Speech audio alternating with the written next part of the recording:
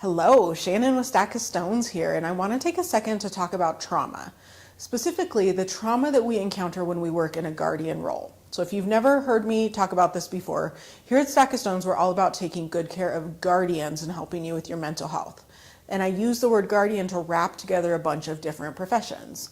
So if your job is to help others in distress, we call you a guardian. And this could be everything from first responder to healthcare to death care to social services. All those different roles have some very specific challenges.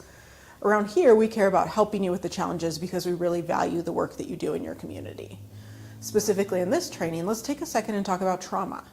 Okay, you encounter a lot of trauma in the course of your work, and we don't always have a lot of language or delineation about how we talk about it. So let me give you 3 things to think about. First, I just want to give you a definition. So the definition I prefer for trauma is anything overly disturbing or distressing. It's really vague, right? Anything overly disturbing or distressing. That is such a wide definition, which is why I prefer it. Because the reality is, if something feels traumatic to you, okay, that's fair. One of the things we really encounter within guardian organizations that's not super helpful is when something gets crazy, right? When shit hits the fan, afterwards we all kind of look at each other like, was that bad? And unfortunately, in a lot of organizations, the cultural habit is to shrug it off, right? Suck it up, shrug it off. So if you're new or if something felt really hard and you look around and everyone else is like, nah, it's fine, let's go back to work, right? That can leave us feeling a little bit disconnected and unsure about our experience. So a couple things in that. If it was overly disturbing or distressing to you, okay, that qualifies. So one thing to keep in mind is if you're looking around to see if everyone else is bothered, there's a good chance that a bunch of them are faking. Okay, so I can tell you that with authority because of the work I do. So I'm a therapist, so I hear that a lot of things are bothersome, but when we're out at work with our colleagues, we tend to play it pretty tough. Okay, so if we're looking to other people, keep in mind they might be faking. The other thing is we all have individual stories.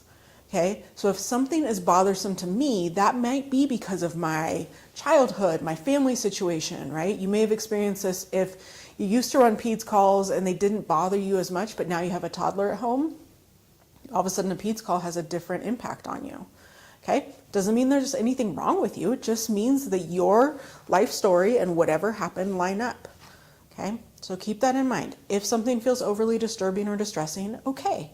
That doesn't mean everything's a big T trauma, right? Sometimes it can be helpful to kind of delineate between big T traumas, right? Those critical incidents, the really big stuff, and little T traumas. Sometimes it's little pokey stuff.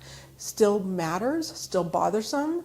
So I want to make sure that even if it's a little T trauma, you know that they add up and you need to take good care of yourself. But sometimes it can be helpful to think of them in that way.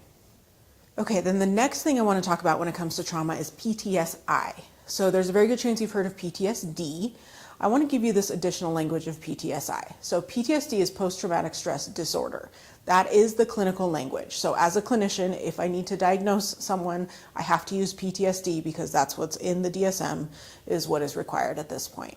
However, there is movement towards PTSI. I really prefer that. The I stands for injury. I feel like injury is a far more appropriate word than disorder. Okay, so if I hit you with my car, you're going to be injured, you're not going to be disordered, right? Mental health is the same. When we encounter something traumatic, we are injured, we're not disordered. It's going to take a long time for the official definition to shift, but if you're encountering symptoms that align with PTSD, I want you to start thinking in terms of that I. Think about it as an injury, not that there's something wrong with you. Okay, and then the final piece of trauma that I think is helpful to talk about is secondary or vicarious trauma. So those 2 words mean the same thing. You're going to hear them interchangeably. Pick the one that you like, right? And this is trauma where something happens to somebody else. It doesn't happen to me, but I'm feeling some repercussions, right? So I might be matching some of those PTSI symptoms like nightmares or intrusive thoughts, stuff like that, okay? One of the things about secondary trauma that can be extra tricky is in some guardian roles, the primary and secondary kind of overlap. So if you run a really horrific car accident, you're there. It's a little bit primary trauma, right? You're seeing it, you're hearing it, you're smelling it, all those different things. So we could call that primary trauma, or we could call it secondary because you're observing. It doesn't really matter. I do want you to have that secondary word though, because then if you're bothered and you feel like you're bothered more than you should, maybe it's more secondary trauma. The other place we really see this pop up is if you're not actually present. So as a therapist, right, I'm not present at the incident, but in here, because I specialize in guardians, I hear about a lot of stuff, right? So I take in some of that trauma and sometimes it has an impact. That doesn't mean I'm weak or broken, it's just secondary trauma.